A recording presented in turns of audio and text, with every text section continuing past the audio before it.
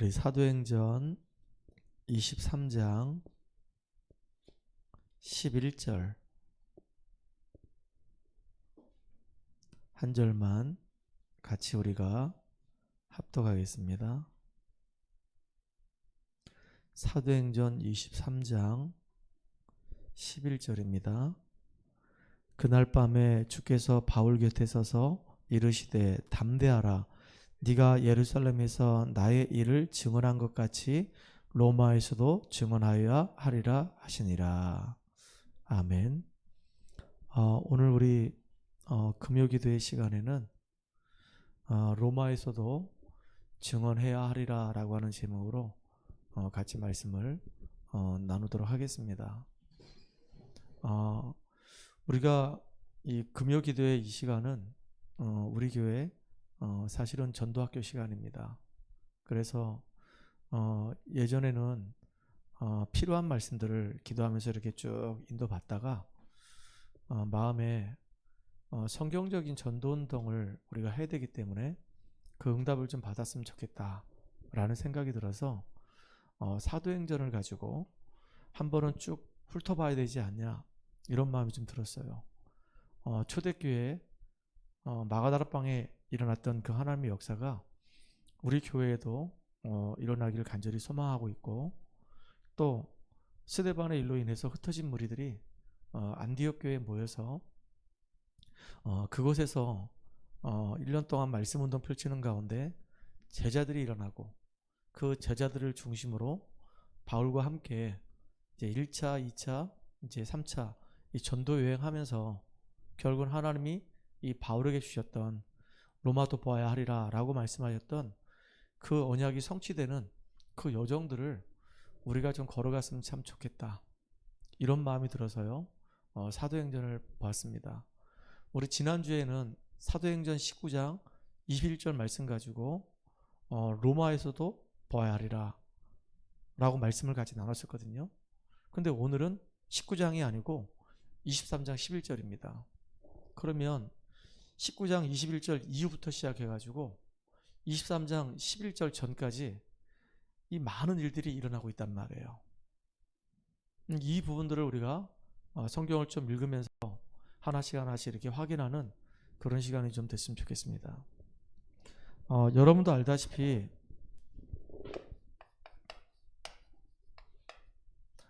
이 바울은 하나님의 부름 받고 너무나도 귀하고 가치 있게 쓰임 받은 사람이었죠.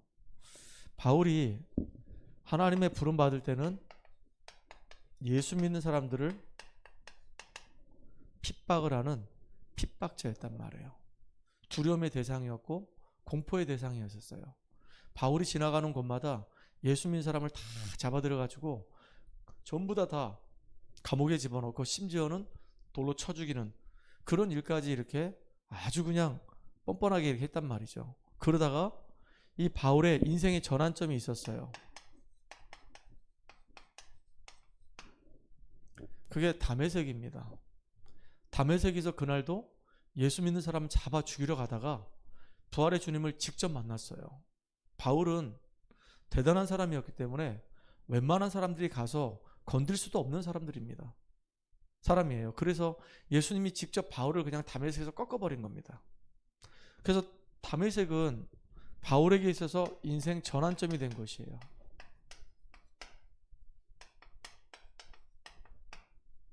우리에게 정말로 인생 전환점이 있냐 이거죠.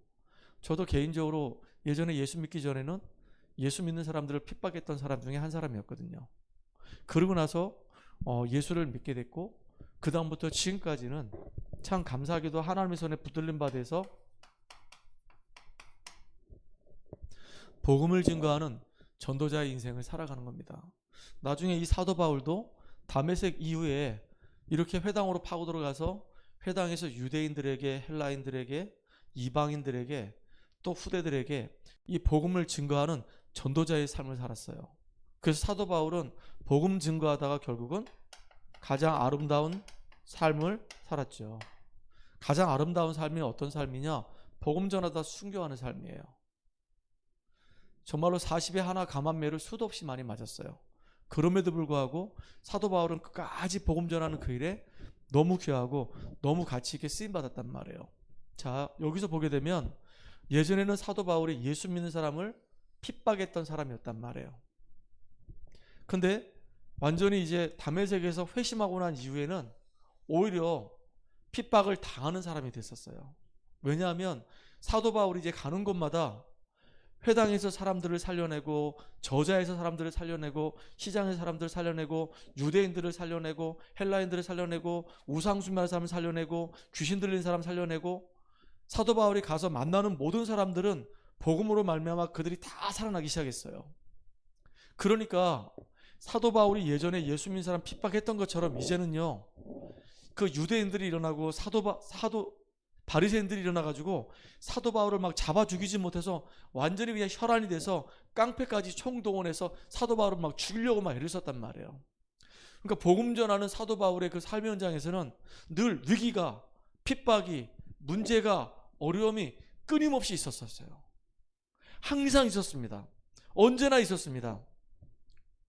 그런데 하나님은 이 사도 바울에게 뭐라 말씀하시냐면은 두려워하지 말라 이거예요. 사도 바울이 가는 곳마다 항상 핍박이 기다리고 있습니다. 사도 바울이 가는 곳마다 늘 위기가 있어요. 사도 바울이 가는 곳마다 죽음이 도사리고 있어요. 근데 이런 핍박과 위기와 이 죽음 앞에 하나님은 뭐라 얘기하냐면은 두려워하지 말라 그 얘기예요. 우리가 누구냐면 전도자이기 때문에, 우리는 복음의 빛을 비추는 전도자이기 때문에 어떤 문제가 우리 앞에 놓인다 할지라도 두려워하지 말아라. 근데 사도 바울의 그 행적을 보게 되면요, 하나님이 사도 바울을 얼마나 귀하게 쓰셨는지 여러분 알잖아요. 사도 바울이 처음에 아시아로 가서 루스드라, 더베, 이고니온 가가지고 40에 하나 감한매를 맞고 거기 가가지고 안진뱅이를 일으키고 심지어는요 돌 맞아 죽었는데 다시 또 그 다음날 성 안에 들어가서 디모데에게 복음을 확립하고 그랬단 말이에요. 그래서 이제 디모데라고 하는 중요한 제자를 하나 딱 세웠어요. 그리고 이제 2차 이제 전도행할 때 빌립보 지역으로 갔단 말이에요. 거기서 루디아 만났죠. 데살로니가 가니까 야손을 만났죠. 고린도 지역 가니까 거기서 브리실라, 아굴라 부부를 만났단 말이에요. 물론 아덴 지역에서 사역을 실패한 경험도 있어요. 근데 가는 현장마다 너무 중요한 걸 이제 발견했어요. 특별히 이제 빌립보 지역 갔을 때는 사도 바울이 이제 앞으로 현장 들어갈 때 어떻게 전도운동 해야 되겠다라는 자기 나름대로의 모델이 딱 만들어진 시간이었어요. 아니 기도처가 있는가 하여 기도하러 가다가 문 밖 강가에서 모여있는 여인들에게 복음을 말했는데 하나님이 루디아에게 감동을 주는 거예요. 루디아 마음을 열어주신 거예요. 루디아가 복음을 듣고 루디아 집에서 말씀운동 펼쳤는데 거기서 말씀운동만 했는데 지역에 흑암이 무너지기 시작하는 거예요. 귀신 들린 여종이 돌아오고 그 여종 때문에 감옥 들어가고 감옥에 가서 기도하고 찬양했는데 그 간수장 가족이 또 다 돌아오고, 아 이게 하나님의 방법이구나. 우리가 정말로 기도하는 가운데 성령인도 받으니까 하나님은 지역마다 그 지역을 살려야 될 중요한 제자를 숨겨놓으셨고 전도자들이 기도할 때 만나게 하시는 거구나. 그리고 그 만남을 통해서 이제 그 가정이 살아나고 그 지역의 흑암이 무너지고 숨겨진 제자들이 계속 세워져서 이렇게 한 지역을 살릴 수 있는 교회로 세워지는 것이구나 라고 하는 굉장히 중요한 응답을 거기서 확인하게 돼요. 그러니까 그 응답을 가지고 데살로니가 가도 똑같이 그렇게 해요. 야손을 딱 만나자마자 야손을 중심으로 해서 그 집에서 말씀운동 펼치다 보니까 희한한 일이 벌어지는 겁니다. 헬라인 귀부인들이 막 돌아오는 일이 벌어져요.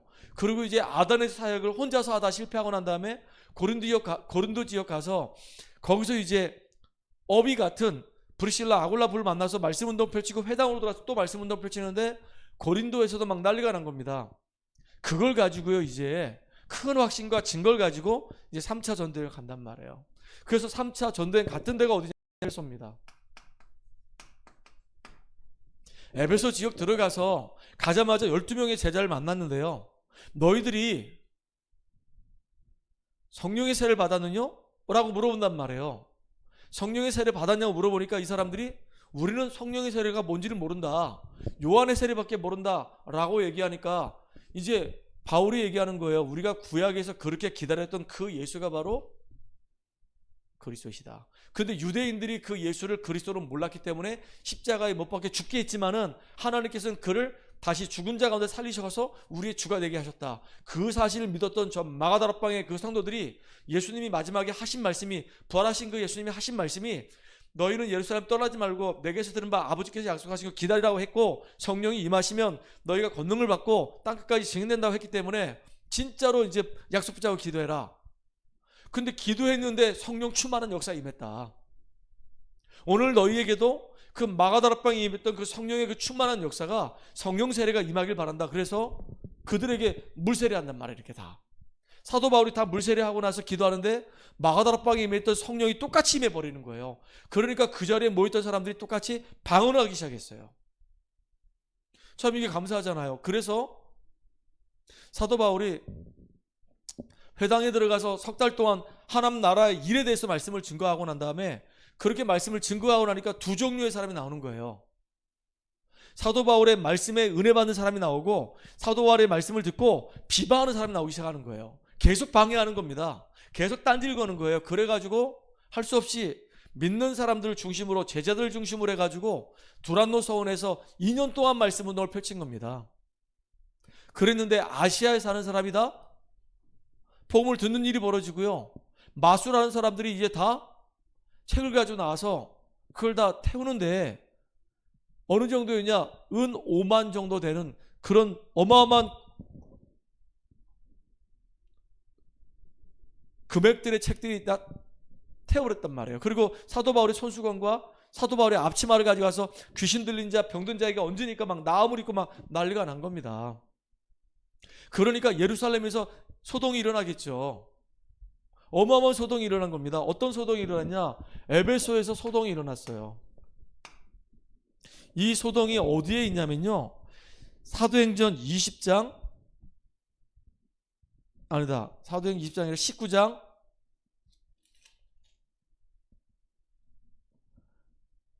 21절부터 시작해가지고 41절까지.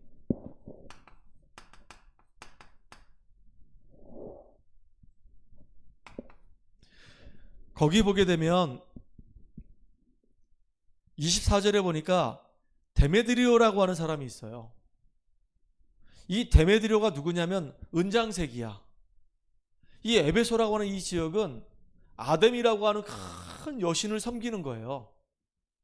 그래서 늘 그 지역에 있는 사람들은 아뎀이 그 신전에 가서 제사를 지내고 그 제사 지낸 그 음식을 먹고 그랬단 말이에요. 그리고 음란한 행동도 하고 막 그랬어요, 거기서. 그랬는데 이렇게 그 지역 자체가 이 아데미 신을 섬기다 보니까 이 데메드리오가 어떤 사람이냐면, 그 아데미 신상을, 조각상을 만들어 가지고 그걸 팔아 가지고 이익을 얻는 사람이었단 말이에요. 거기 나와요. 25절에 보니까 그가 그 직공들과 그러한 영업하는 자들을 모아 이르되, 여러분들 알거니와 우리의 풍족한 생활이 이 생업에 있는데, 그러니까 그 위에 보면 데메드리오라는 어떤 은장색이 은으로 아데미 신상 모형을 만들어서 직공들에게 적지 않은 벌이를 하게 하더니, 이게 이제 우상을 이렇게 조그맣게 만들어 가지고 이걸 이제 은 도금 입혀 가지고 이렇게 팔면서 수익을 얻어 가지고 그걸 갖고 생계를 유지했단 말이에요. 근데 이제 바울이 가서 거기서 복음 전하다 보니까 사람들이 이제 우상 숭배하지 않아. 그리고 이제 자기들이 만들었던 그 우상의 그 물건들을 구입도 안 해. 그러니까 이제 자기들은 경제적인 타격을 받기 시작하는 거예요. 얼마나 화가 나겠습니까? 그래가지고 이 데메드리오가 소요를 일으켜. 저 바울이 와가지고 그것도 이제 싹 자기의 이야기를 뒤로 빼가지고, 저것들이 지금 우리가 지금 이 아데미 신상 이 조각상을 만들어서 팔아야 되는데 못 팔게 만들고 있고, 지금 경제적으로 타격을 줬고 너무 힘들게 우리를 어렵게 만들었다, 막 이렇게 해야 되는데 그렇게 안 하고 교묘하게 말을 바꿔가지고요, 저것들이 이상한 종교를 가져와서 여기서 설파하면서 우리들이 그렇게 숭배하고 있는 저 아데미 신상 얼굴에 지금 먹칠을 하고 있다. 모든 아데미 신상을 섬기는 사람들이요, 분기하자. 그래가지고요 막 소유를 막 일으키는 겁니다. 그래가지고 그때 바울과 함께 따라다녔던 중요한 제자를 데리고요, 가이오하고 이제 아리스다고를 데리고 영국장으로 확 들어간단 말이에요. 사람들이 많이 몰린 곳으로 막 몰려 들어갔는데, 거기 내가 왜 지금 들어간지 몰라. 무조건 막 소리 지르고 막 고함 지르고 막 으쌰으쌰 하는데 뭐 때문에 지금 여기 왔는지도 모르고 막 사람들이 흥분해서 소동이 막 일어났단 말이에요. 그러니까 소요가 막 일어나고 그 소요를 틈타가지고 유대인들이 바울을 죽이려고 할 때 천부장이 뛰어들어가 가지고요 이야기하는 거예요. 뭐라고 얘기하냐? 지금 너희들이 종교적인 거 가지고 이 얘기를 하는데 한번 물어보자. 법적으로 문제를 해결해야 되니까. 너희들이 지금 이 사람은 이 말하고 저 사람은 저 말하고 도대체 내가 뭐 때문에 너희들이 소유가 일어나지 내가 알지를 못하겠는데 내가 물어보자. 이 사람들이 너희 신전에 가서 물건을 훔쳤냐? 아니요. 그러면 이 사람들이 너희들이 섬기는 그 아데미 신상에 대해서 안 좋게 얘기했냐? 아니요. 그러면 너희들이 왜 이 사람을 잡아가지고 이 사람을 이렇게 힘들게 만드냐? 만약에 법적으로 송사할 일이 있다고 한다면은 문제거리가 있다고 한다면 재판에 회부를 해라. 그럼 우리가 송사해 줄게. 소유를 일으키지 말아라. 이게 사회적으로 큰 문제가 될 수 있다. 하지 말아라. 법적으로 해라. 그러니까 소유가 싹 끝쳐버렸어요. 여기 요 한 사람이 요 데메드리오라고 하는 요 한 사람이 이 자기의 이익이 끊어진 것 때문에 교묘하게 소유를 일으켜가지고 완전히 그 지역을 막 혼란 가운데 막 몰아넣는 겁니다. 여기 보니까 그런 말이 있잖아요. 보세요. 26절에 보니까 19장 26절입니다. 이 바울이 에베소뿐만 아니라 거의 전 아시아를 통하여 수많은 사람들을 권유하여 말하되 사람의 손으로 만든 것들은 신이 아니라 하니 이는 그대들도 보고 들은 것이라. 우리의 이 영업이 천하해질 위험이 있을 뿐 아니라 큰 여신 아데미의 신전도 무시당하게 되고 온 아시아와 천하가 위하는 그의 위엄도 떨어질까 하노라 하더라. 이게 이 사람이 주장하는 바예요. 우리가 지금 경제적으로 타격받을 뿐만 아니라 아데미 신전도 무시당하고 심지어는 그의 위엄도 떨어질 수 있으니까 그들이 이 말을 듣고 막 분노하는 겁니다. 막 아데미 신상의 그 위엄이 떨어지고 그 다음에 이제 신전도 무시당한다는 얘기 들으니까 막 화가 나가지고 막 견딜 수가 없어가지고 막 분노가 가득해가지고 막 외치는 거예요. 뭐라고 외치냐? 크도다 아데미여 막 이러면서 막 외치는 겁니다. 그 29절에 보니까 온 시내가 요란하여 바울과 같이 다니는 마게도냐 사람 가이오와 아리스다가오를 붙들어 일제히 어디로? 영국장으로 달려들어 가는지라. 바울도 같이 들어가려고 했어요. 그들을 건지려고. 근데 이제 제자들과 군인들이 막는 거에 못 들어가게. 들어가면 잘못하면 죽으니까. 그래서요 여기서 이제 송사가 벌어지는 겁니다. 37절에 보니까 이런 말씀이 있죠. 아니 35절부터 볼게요. 서기장이 무리를 진정시키고 이르되 에베소 사람들아, 에베소시가 큰 아데미와 제우스에게서 내려온 우상의 신전 지기가 된 줄을 우리가 알지 못하겠느냐? 이 일이 그렇지 않다 할 수 없으니 너희가 가만히 있어서 무엇이든지 경솔이 아니하여 하리라. 경솔하지 말아라. 우리가 아데미 신뿐만 아니라 제우스 신까지 우리가 섬기고 있으니까 모든 나라가 다 아는 그런 지역 아니냐. 그런데 경솔히 하지 말아라. 그러면서 물어봐요. 37절에 신전의 물건을 도둑질하지 아니하였고. 도둑질했냐? 안 했다. 도둑질 안 했고 또 우리 여신을 비방하지도 아니했고. 비방했냐? 그때 비방 안 했대. 비방 아니했는데 왜 이 사람을 너희들이 붙잡고 이 사람을 이렇게 지금 힘들게 만드냐. 그래서 만일 데메드리오와 그와 함께 있는 직공들이 누구에게 고발할 것이 있으면 재판날도 있고 총독들도 있으니 피차 고소해라. 너희들이 불합리한 일을 당했으면은 고소해라. 그래가지고요 소요가 그쳤어요. 20장 1절에 보니까 소요가 그침에 바울이 제자들을 불러 권한 후에 작별하고 떠나 마게도냐로 가니라. 마게도냐 갔다가 이제 바울이 헬라 지역 그리스도 갔다가 다시 이제 어디로 오냐면요 밀라도라고 하는 지역으로 와요. 그래서 거기서 뭐 하냐면 바울이 고별 설교를 해요. 왜냐하면 이제 바울의 나이도 많고 이제 자기가 이제 하나님의 부음 받을 걸 이제 알게 됐어.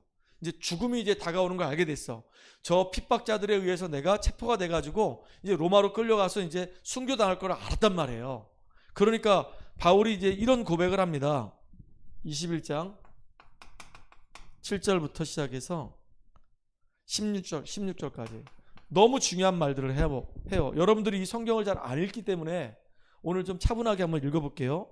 사도행전 21장 7절부터 한번 읽어볼게요. 21장이 아니라 20장 17절에서부터 38절까지.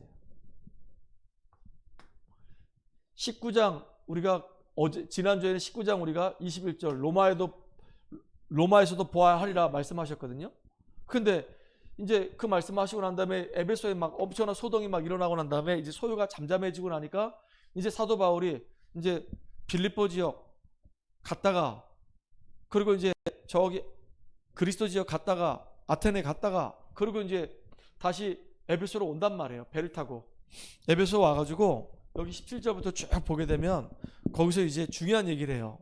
바울이 밀레도에서 사람을 에베소로 보내어 교회 장로들을 청하니, 이제 밀레도로 왔거든요. 여기가 밀레도야.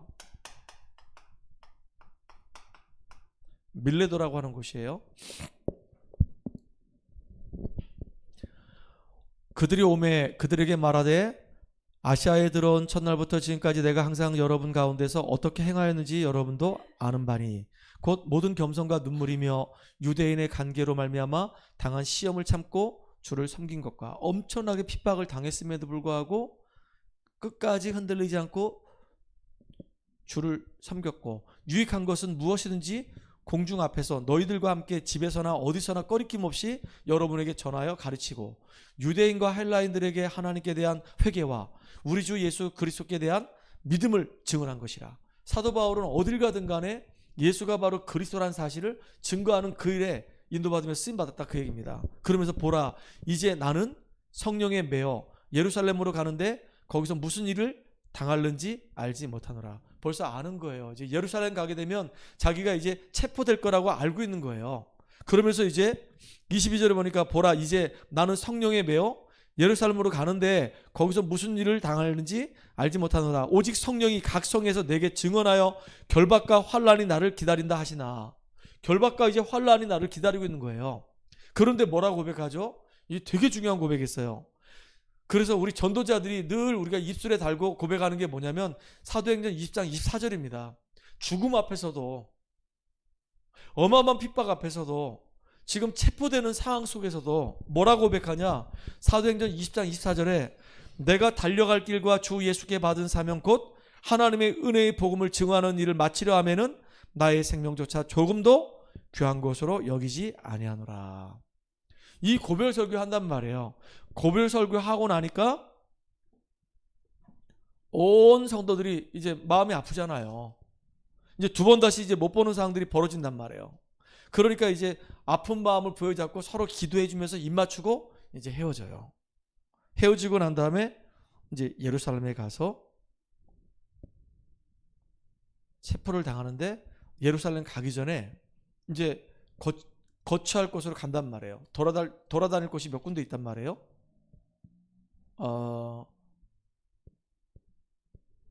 요 전에 보면, 요 전에 드로아라고, 바울이 처음에 이제 기도하면서 인도받았던 그 드로아로 다시 와서 여기서 이틀 동안 말씀 운동하다가 청년 하나가, 유두고라고 하는 청년 하나가 언덕에 이렇게 창틀에 앉아서 설교 듣다가 얼마나 졸렸는지 떨어져가 죽었어요. 근데 죽은 아이를 또 살렸거든. 완전히 너무 피곤해가지고 얘가 막 창틀에 앉아가지고 막 완전히 인사불성이 돼서 그대로 뒤로 떨어졌는데 죽었단 말이야. 근데 그 죽은 아이를 살리는 일이 벌어져. 어디서요? 여기 드로아에서. 그리고 이제 이 밀레도로 가서 여기서 고별 설교한단 말이에요. 그리고 난 다음에 이제 예루살렘으로 가는데 바로 예루살렘으로 가지 않고 어디로 가냐면 두로라고 하는 지역으로 가요. 거기에 누가 있냐면은, 여러분 사도행전 8장에 보면 빌립 집사 나오죠. 빌립의 딸들을 만납니다.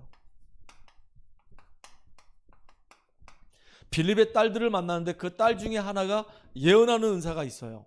그래가지고 뭐라 예언하냐면은 사도 바울이 이제 예루살렘으로 가게 되면은 잡혀서 이제 죽는다는 거예요. 그러니까 가지 말라는 겁니다. 그게 이제 사도행전 21장 7절로 16절에 나와요. 한번 볼게요. 21장 7절로 16절. 두로를 떠나 항해를 다 마치고 돌레마이에 이르러 형제들에게 안부를 묻고 그들과 함께 하루를 있다가 이튿날 떠나 가이사라에 이르러 7 집사 중 하나인 전도자 빌립의 집에 들어가서 머무는지라. 빌립 집사 집에 갔단 말이에요. 어디로 가서? 이제 가이사라로 갔어요. 두로에서 이제 가이사라로 가서 거기서 이제 빌립 집사 딸들을 만나는데 그에게 딸 넷이 있으니 처녀로 예언하는 자라.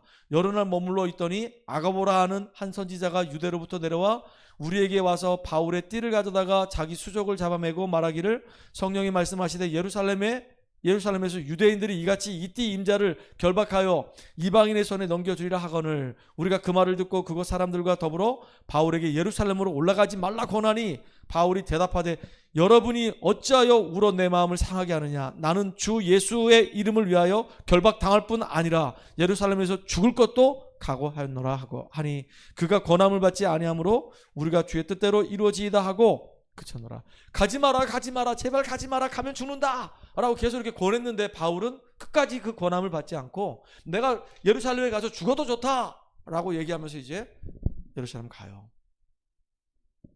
예루살렘 갔는데 거기서 이제 예루살렘 총회에서 그동안 사역을 쭉 이제 보고하고 난 다음에 바로 바울이 딱 체포가 됩니다.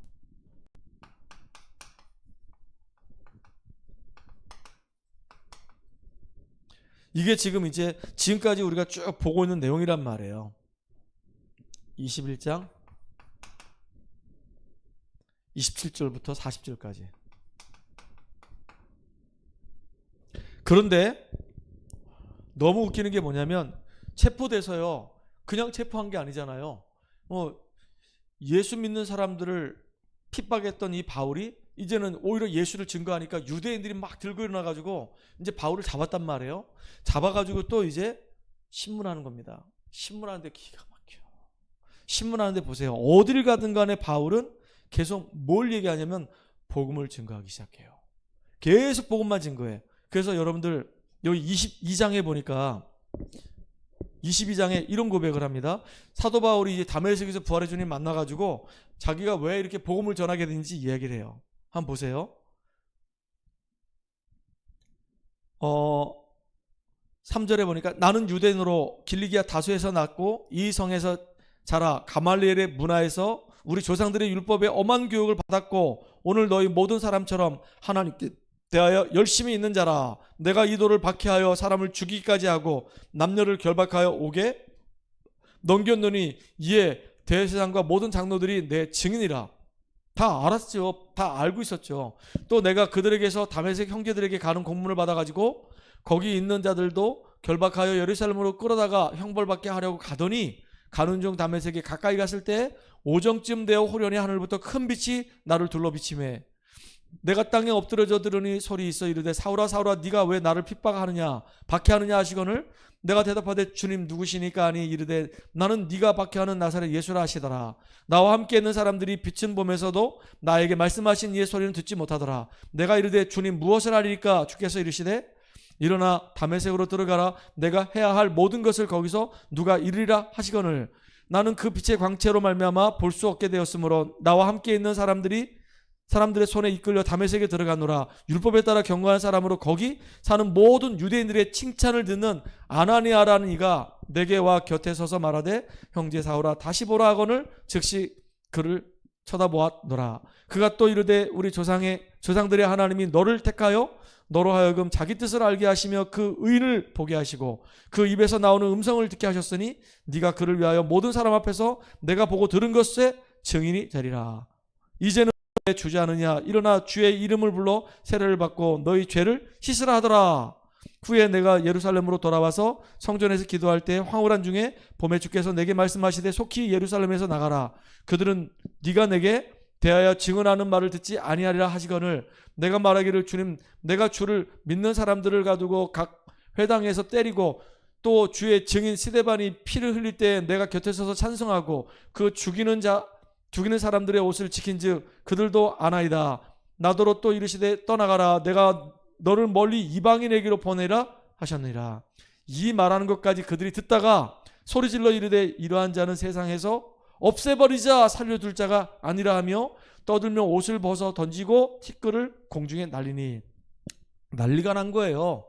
사도 바울이 그 사람들의 많은 그 회중들 앞에서도 담대하게 또 복음 전하는 거야. 하여튼 기회만 되면 복음 전하는 거야. 문제만 생겼다면 복음 전하는 거예요. 참 이게 사도 바울의 이게 중심이었었어요. 그래서 천부장이 이제 혹시나 맞아 죽을까 싶어가지고 조용히 이제 데리고 왔단 말이에요. 그런데 오늘 본문에 보니까 그날 밤에 그랬어요. 그날 밤에 하나님이 바울에게 말씀하셨는데 뭐라 말씀하셨냐? 바울아 두려워하지 말아라. 그러면서 뭐라 그러죠? 네가 로마에서도 증언해야 하리라 그랬어요. 참 이게 되게 중요한 거예요. 우리가 인생의 여정을 걸어가는 동안에 앞으로 내가 어떻게 나의 인생을 살 것이냐 이거 아는 것이 되게 중요한 거예요. 그래서 사도 바울은요 진짜 알았어요. 뭘 알았냐? 하나님의 계획이 뭔지 알았어. 사도행전 9장 15절에 이방인들과 임금들과 이스라엘 자손들을 위해서 이 복음을 증거하기 위해 택한 나의 그릇이라 그랬어요. 하나님의 계획은 그래 나를 통해서 임금들과 이방인들과 이스라엘 자손들에게 이 복음을 증거하는 그 일에 내가 쓰임받도록 하게 하시려고 나를 사용하시는구나 알았어요. 그리고 사도 바울은요 그렇게 핍박하는 유대인이 누군지 알았어요. 왜냐하면 자기도 이 무리 속에 있었거든요. 결국 성경을 그렇게 많이 외우고 그렇게 해박한 지식을 갖고 있었어도 결국은 종교인이었었거든요. 종교인이다 보니까 이거 유지하기 급급한 거예요. 이 예수교가 계속 퍼져나가니까 이게 이제 위협을 받거든. 그러니까 결국은요 예수 믿지 말아라, 모이지 말아라, 금병령 내리고 모이면 죽인다 이 협박하는 겁니다. 그리고 이제 막 핍박을 하는 겁니다. 그것도 법을 가지고 정치를 가지고. 유대인이 얼마나 악한 사람인지 알게 된 거예요. 그럼에도 불구하고 이 사도 바울은 어땠냐? 로마의 힘도 어마어마한 거 알았지만은 이거보다 더 어마어마한 게 복음의 능력이 얼마나 큰지 알았어요. 이게 사도 바울이에요. 복음의 능력이 어마어마하다는 걸 알았단 말이에요. 그리고 중요한 게 또 하나 있어요. 뭘 알았냐면 사도 바울은 자신의 미래가 복음 전하다가 순교할 걸 알았어요. 근데 자신이 순교할 것도 알았지만 더 중요한 게 뭐냐면 하나님의 이 세계복음화의 언약이 반드시 이루어진다는 걸 알았어요. 그러니까 자기는 죽더라도 세계복음화 언약은 분명히 이루어진다 알았어요. 그래서 진짜 콘스탄틴 대제에 의해서 313년에 기독교가 종교로 국교로 완전히 딱 이렇게 칙령이 내려진단 말이에요. 콘스탄틴 대제에 의해서. 그러니까 313년이면 바울이 이제 거의 60년 70년대에 순교했는데 시간이 250년이 지났잖아요. 250년이 지나고 난 이후에 이 콘스탄틴에 의해서 이렇게 로마가 기독교를 국교로 선언하기 시작했단 말이에요. 그러니까 이 그날 밤에 되게 중요한 거야. 사도 바울이 지금 이제 감옥에 갇혀있는 그날 밤에 하나님이 이 바울에게 말씀하시는 거예요. 너는 로마에서도 증언하리라. 우리가 이걸 붙잡고 승리하기 바랍니다. 우리가 똑같이 하나님의 계획을 붙잡으면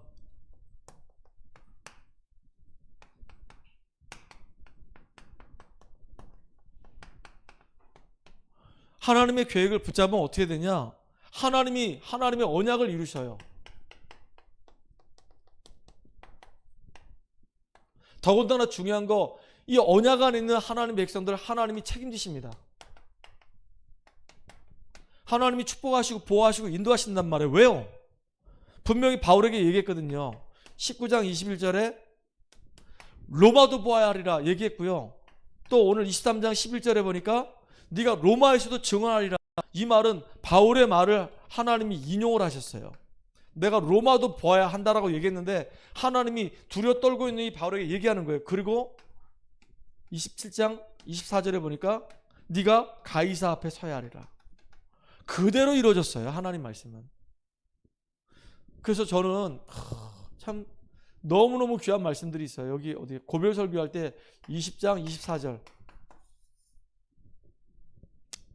여러분 마음에 담고 승리하는 여러분 되기 바랍니다. 그래서 사도 바울은 어느 상황 속에서도 흔들리지 않고 문제 만나도 괜찮았던 이유는 뭐냐면 결론입니다. 하나님의 은혜가 얼마나 크게 사도 바울에게 있었는지 그걸 누렸단 말이에요. 이 속에서 하나님이 자신을 통해서 하려고 하는 하나님의 놀라운 비전을 본 거예요. 그리고 사도 바울은 기도하는 사람이 있었어요. 계속 기도하는 겁니다. 언제까지요? 하나님의 언약이 계속 이루어질 때까지. 우리 또한 이 응답을 누리는 저와 여러분들이 바랍니다. 저는요, 우리 교회가 세워질 때 하나님 앞에 기도하면서 받은 은혜가 있어요. 그게 뭐냐면 성경적인 전도운동을 펼쳐라. 왜 성경적인 전도운동을 펼쳐야 되냐? 우리 후대 렘넌트를 살려야 되기 때문에. 교회가 힘이 없으면 렘넌트를 제대로 살릴 수가 없어요. 그러니까 렘넌트를 살려야 되기 때문에 교회가 힘이 있어야 되는 거예요. 교회가 힘이 있으려고 하니까 성경적인 전도운동이 일어나야 되는 거예요. 교회 부흥이 목적이 아니라 진짜 성경적인 전도운동이 일어나고, 그래서 교회가 힘을 얻어서 우리 후대들을 제대로 살려내고, 그래서 그 응답을 가지고 하나님은 선교를 하기 원하시는 거예요. 그래서 우리 교회는 세 가지 모토가 있어요. 성경적인 전도운동, 그 우리 후대 살리는 RUTC, 그 다음에 정말로 2, 3주가 5천 정도를 향한 선교. 여기에 우리가 마음 담고 기도하면서 인도받는 거예요. 그래서 지금 시작을 했어요. 이번에 이제 성탄절 때는 처음으로 우리가 성탄절 때 성탄 캠프를 하려고 합니다. 성탄절 때 성탄 캠프 한 적이 없거든요. 이번에 이제 이 성탄절이 아마 17, 18, 19, 20, 21, 22, 23, 24, 25 9년째예요. 9년차. 우리 교회 설립하고 나서 9번째 맞이하는 성탄 예배거든요. 근데 이제 우리 주변에 그동안 내가 사역했던 사람들도 한번 초청해보고, 여러분이 알고 있는 지인들도 초청해보고, 우리 전은정 사모도 학교에서 이제 그 아이들 지도했는데 그 아이들도 초청하고, 이렇게 해서 우리가 이제 초청 캠프 하려고 하는 겁니다. 하나님이 뭐 몇 명을 보내줄지 몰라요. 어쨌든 간에 우리가 이제 그 아이들 오게 되면 선물도 준비해서 주고, 또 점심도 같이 먹고, 예전 같으면 이제 점심 안 먹고 각자 알아서 이제 집으로 돌아가서 이제 예배만 드리고 이제 헤어졌는데, 때로는 이제 뭐 우리 성도들이 이렇게 헌신하게 되면 점심값을 이렇게 지원해주면 같이 가서 점심도 먹고 이렇게 했는데, 이번에는 이제 외부에서 우리가 점심을 먹게 되면 비용이 만만치 않게 나올 것 같으니까 우리가 조금 이제 수고를 하더라도 교회에서 우리가 식사를 준비해서 애들과 같이 이렇게 앉아서 먹자. 우리 주일날 밥 먹는 것처럼. 그렇게 하기로 했어요. 그러니까 여러분들 기도하시면서 같이 인도받읍시다. 알겠죠? 하나님 감사합니다.